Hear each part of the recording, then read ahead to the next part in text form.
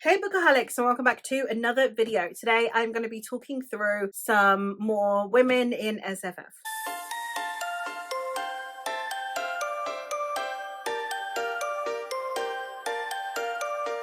Women in SFF is a series I've been doing on my channel where I've been talking about women who are writing in sci-fi and fantasy, and today we're going to be talking classic SFF. Now, there are quite a few classic SFFs that I haven't gotten to yet, so they're not on this list, but not because I am disinterested or ignoring them, it's just that I haven't read them yet. I will be making more of these videos as I go, so fear not. Hopefully I will be getting to more women in classic SFF sometime soon. So these are just 5 that I have read that I would recommend to you to pick up. The first one that I'm going to talk about is a slight cheat because it is a woman and a man that wrote it. I still want to talk about this author, so here we are. And that is the Empire Trilogy by Raymond E. Feist and Janny Wirtz. Janny Wirtz is an author I do really want to check out. I want to get my hands on her War of Shadow and Light series, I think it's called. But this is a epic fantasy trilogy in which we are following Mara, who is about to be confirmed into this society. However, just before she confirms herself, she finds out that her father and I believe her brother have mysteriously died, and now she is going to have to return home to become the ruler of her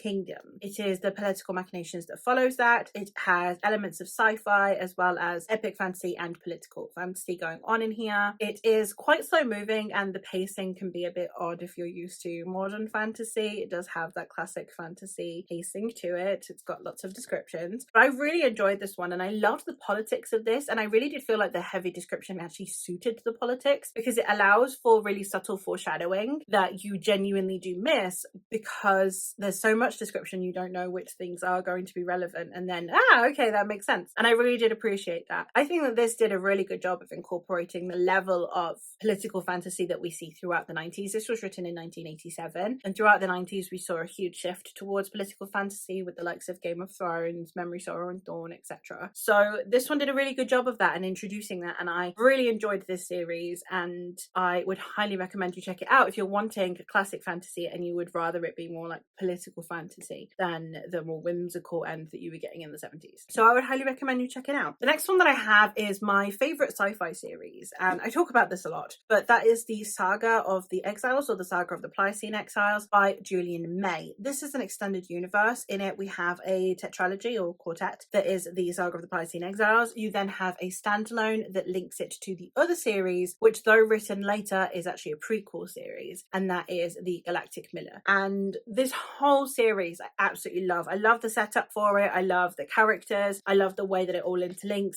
And this is a story of we are now far in the future and we are part of this galactic alliance with other alien species. There are also people who have what's called meta-psychic abilities, which is the Charles Xavier magic. You know what I mean. We are following a group of people in this world that for one reason or another are going to go through this loophole in time that sends you back to Pliocene Earth. This is because basically one of them, for example, volunteers to go through because his alternative is to be imprisoned for a crime. We are also following someone who through traumatic events has lost her meta-psychic abilities and therefore has decided to go back to Pliocene Earth. We have those who are going back because they want a more peaceful life, to become more connected with nature or with Earth. There are lots of different reasons to go back. However, when they go back, everything is not what it seems, and we are following them as they are in Pliocene Earth. And I absolutely love this series. I love the pseudo-science magic system hybrid that we have with the meta-psychic abilities. The characters in here were absolutely flawless and I would highly recommend you check them out.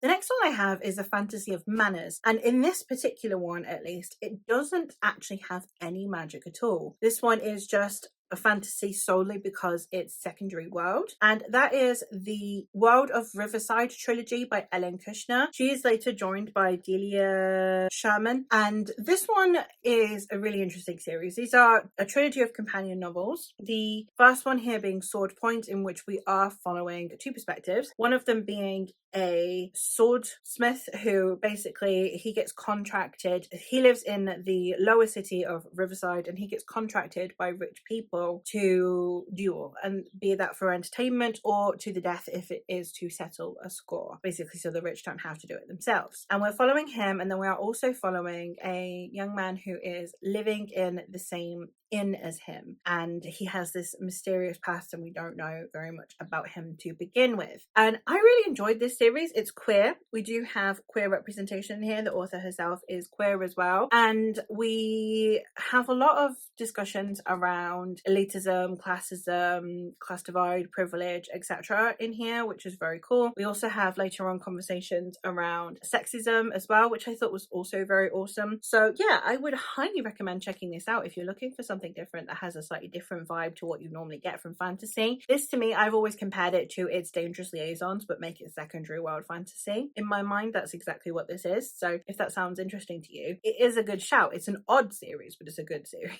Going back into the sci-fi end for a second, I have the Earthseed series by Octavia E. Butler. This is a duology. It technically was supposed to be a trilogy, but the author passed away before she could conclude it. But this definitely stands as a duology, and in it we are following Lauren, who can feel other people's pain, and we watch the world begin to collapse around Lauren, and we fall into a dystopian society and how she manages to cope with that, especially through this pain that she feels. And eventually it's how religions change, cults are created, and how the world would fall into disarray following this dystopia collapse. And this is a fantastic and I guess slightly poignant book to be reading right now. And I love the way that we have depictions of these women and surviving, and in a way that actually works, because we don't have these flawless people that happen to be in a messed up world. We have humans with flaws who are coping with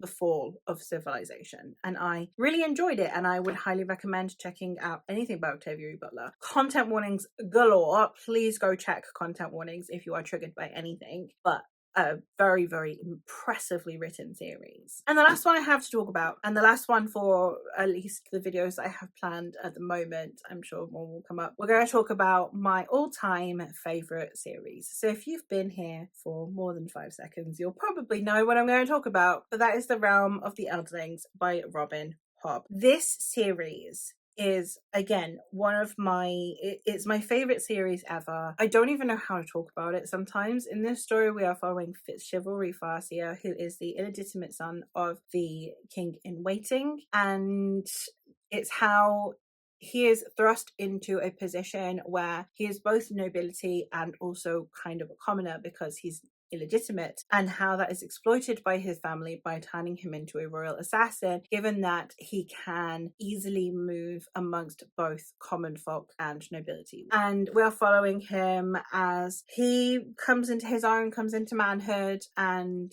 then eventually becomes part of a prophecy. I love this series so much. It's a 16-book series that is split into 4 trilogies and a tetralogy, and every other series is following Fitz, and then the other 2 interlinking series are following other parts of the world. It all come together in the final trilogy. I feel like this gets talked about a lot more now on the internet than it did when I first started, so I don't feel quite so compelled to just shove it down your throat as I used to, because more people are reading it and it's getting more exposure anyway. But I would highly recommend that you check out Robin Hobb if you're looking for epic fantasy. It still holds up. Like, it does not read like classic fantasy, it reads like timeless epic fantasies. And I love Fitz, and I love Night Eyes. So many of these characters mean so much to me, and I can't recommend this series enough. But there you have it. Those are 5 classic SFF series that I would highly recommend you check out if you are looking to see kind of more,